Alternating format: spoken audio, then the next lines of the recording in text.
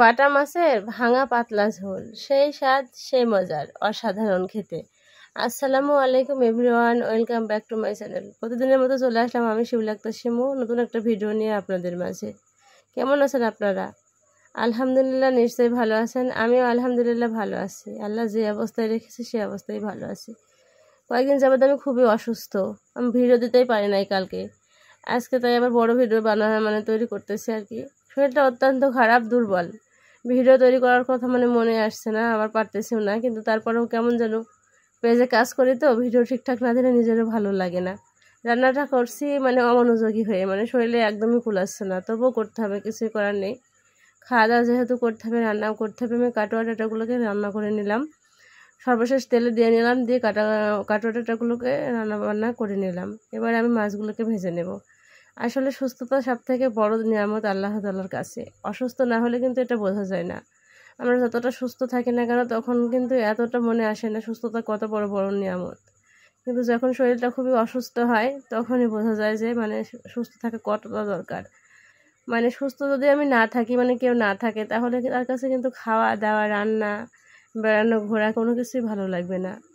সুস্থই সব থেকে বড় নিয়ামত আল্লাহ তাআলার, সুস্থতা। তাই আমাদের প্রত্যেকেরই উচিত সুস্থতা আল্লাহর কাছে চাওয়া। আর আমরা যারা সুস্থ আছি তারা বারবার বলি আলহামদুলিল্লাহ, সুস্থতা বড় নিয়ামত। তারপরে তো মাছগুলোকে ভেজে নিলাম। আসলে রান্নাবান্নার খুব একটা মন বসতেছিল না, মাছগুলো কেমন যেন ভেঙে গেল, ভাঙা হয়ে গেল। তাই আজকে ভাঙা মাছের পাতলা ঝোলি করে রান্না করে ফেললাম, আর নাম দিয়ে দিলাম বাটা মাছের ভাঙা ঝোল। তারপরে এখানে সমস্ত বাটা মশলা, এখানে আমি কাঁচা ঝাল বাটা দিয়েছি, শুকনো ঝালের গুঁড়াও কিছুটা দিয়েছি।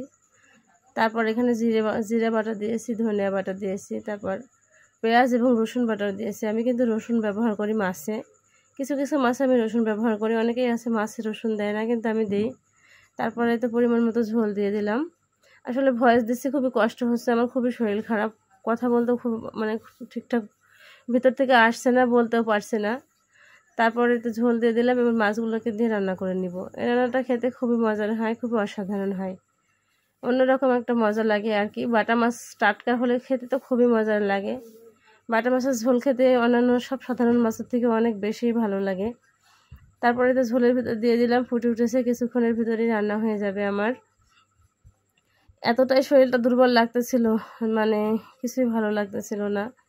ছোট বাবুটারও খুব কষ্ট, ও তো এখনো খাওয়া শেখে নাই, হাতে করে আমাকেই খাওয়াতে হয়। আর সারাদিন দুপুরে দেখলাম একা বলছে আমি একাই ভাত খাবো। আসলে আমাকে শুয়ে থাকতে দেখে আমার ছোট বাবুটারও হয়তো খুব খারাপ লাগতেছিল আমার মোহাম্মদ সোনার। তাই একা একা খেতে যেয়ে অর্ধেকটা ভাত ফেলে দিয়েছে, অর্ধেকটা পেটের ভিতর দিয়েছে, বাকি অর্ধেকটা সব ফেলে দিয়েছে। আজকের ভিডিও পর্যন্ত, সবাই ভালো থাকে।